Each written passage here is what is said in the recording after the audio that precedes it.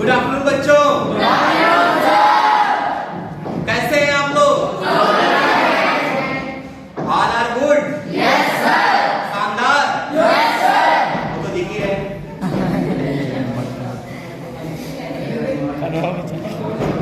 सबसे पहले बात तो मैं आपको ये बता दूं कि today chapter 12, I think chapter 12 class 9 का चैप्टर नंबर 12 चैप्टर है साउंड का, है ना?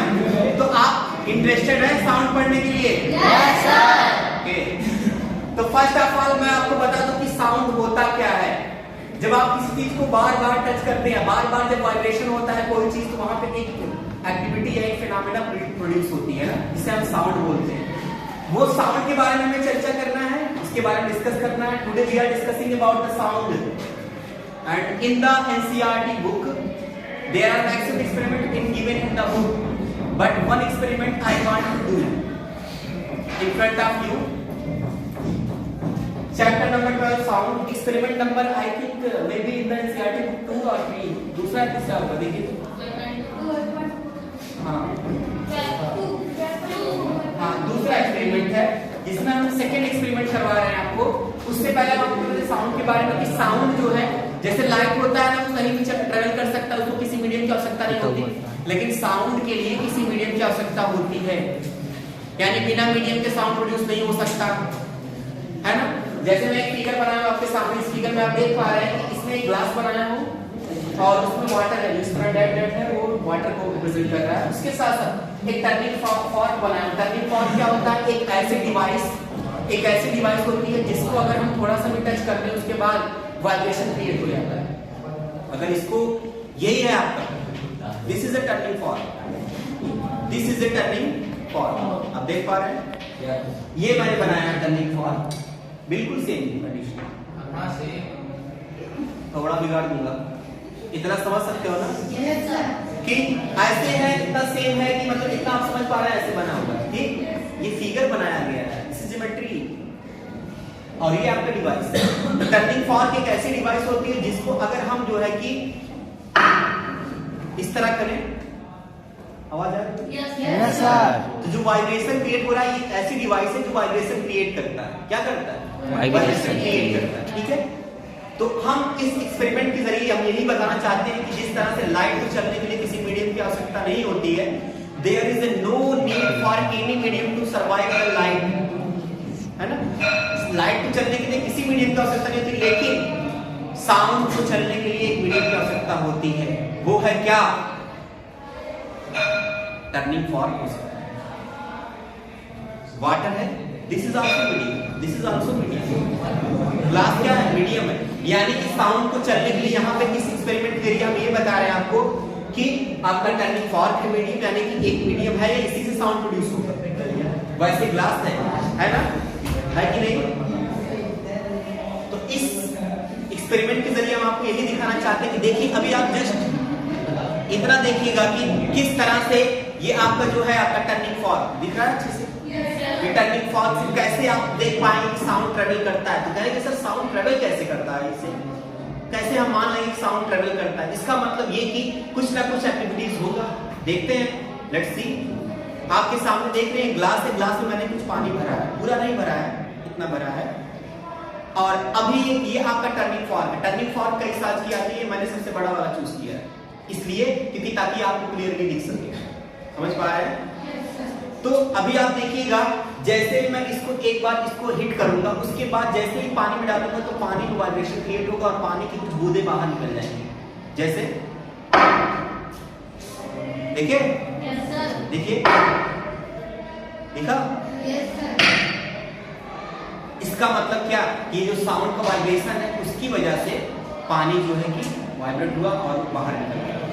ऐसा तो है। अच्छा सोचिए, अगर बिना हिट किए हम इसको डाल रहे, निकल रहा है? नहीं निकल रहा है ना?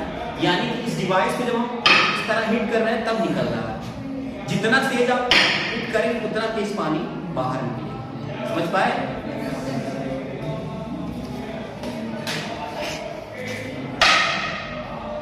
देखा? इससे आप सीखा,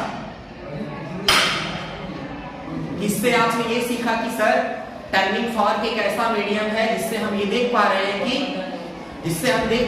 कि जैसे हम इसको हिट करने के बाद पानी में डालेंगे तो पानी जो होगा क्या होगा, वाइब्रेट हो रहा है, वाइब्रेशन क्रिएट हो रही है। मतलब कि जैसे ये पानी के सरफेस पे पानी दिख रहा है ना, जैसे इसको हिट करने के बाद हम पानी के सरफेस पे ले जाएंगे तो ये वाइब्रेशन जो क्रिएट हो रहा है इसमें, जितना तेज हिट करेंगे उतना तेज वाइब्रेशन क्रिएट होगा, इससे होगा ना, जितना तेज वाइब्रेशन क्रिएट होगा। वाइब्रेशन का मतलब क्या है, इसके आसपास जो इन्वायरमेंट दिख रहा है, ग्लास के अंदर का इन्वायरमेंट, वहां पे तो कुछ वाटर के मॉलिक्यूल्स होंगे, वाटर के मॉलिक्यूल है ही ग्लास में, और इसके साथ साथ जानते हैं कि आपके इन्वायरमेंट में गैस जो है वो बहुत रोल इंपॉर्टेंस करती है।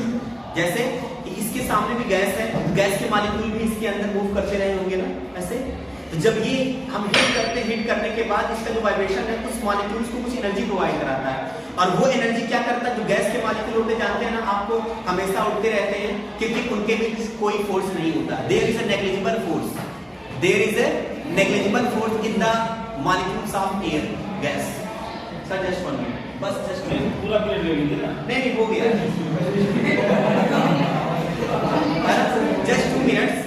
देखिए मेरे कहने का मतलब कि बच्चों ये जो ग्लास दिख रहा है, ग्लास के अंदर कुछ इन्वायरमेंट दिख रहा है, ऊपर से खुला हुआ है ना, ओपन, दिस इज ओपन, ऊपर से ओपन है, इसके अंदर का जो दिख रहा है इन्वायरमेंट, इसमें कुछ गैस होगा, कोई है ना।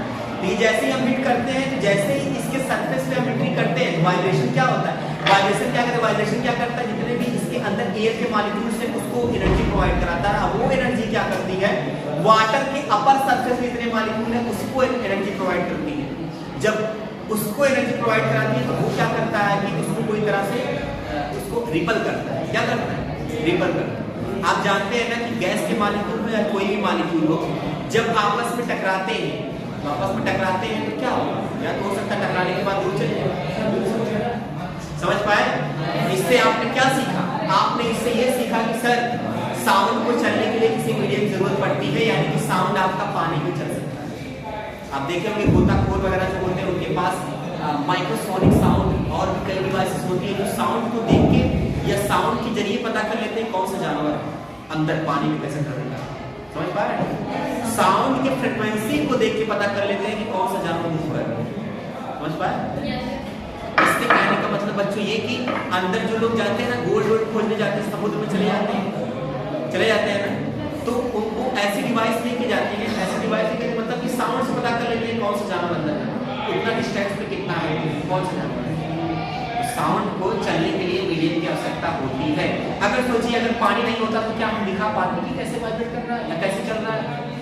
बस आप ऐसे इस तरह से करके बस फिजिकली आप सुन सकते हैं ना कान से, है ना।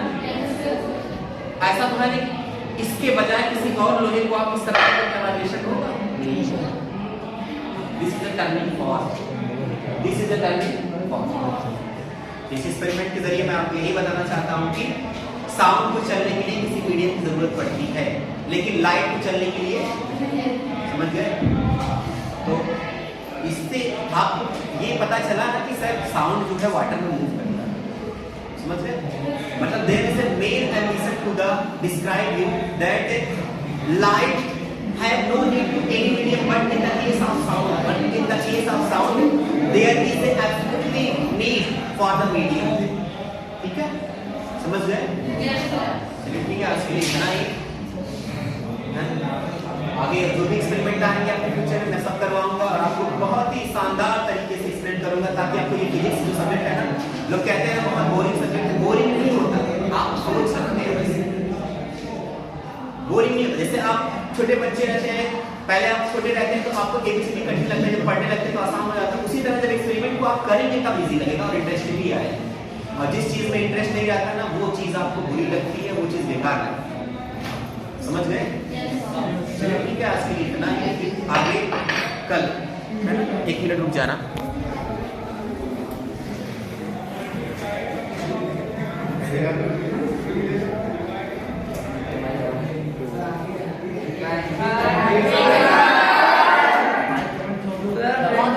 God bless you, huh? Sir, thank you.